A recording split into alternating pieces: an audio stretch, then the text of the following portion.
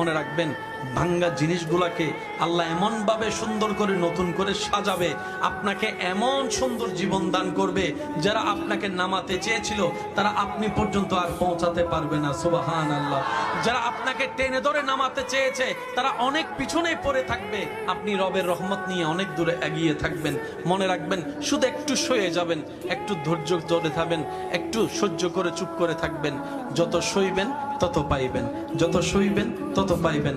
কোনো আফসোস নাই, কোনো আপত্তি নাই, কোনো হা হতাশ নাই। রবকে শুধু এতটুকু বলবেন, যখনই মন খারাপ হবে সিজদায় মাথাটা ঝুঁকিয়ে, ইয়া রব, আমি যা পেয়েছি কোনো কিছু পাওয়ার যোগ্যতা আমার কাছেই নেই, সব তুমি দয়া করে দান করেছো, সব তুমি দয়া করে দান করেছো। একটা জিনিস পাওয়ার যোগ্যতা আমার নাই, এই চোখ পাওয়ার মতো যোগ্যতা আমার কাছে নেই, এই কান শোনার মতো কান আমার কাছে নেই। আল্লাহ, কোনো কিছুরই পাওয়ার যোগ্যতা নাই, তুমি দয়া করে দেখার জন্য দুইটা চোখ দিয়েছো, তোমার দরবারে শুকরিয়া। সুবহানাল্লাহ।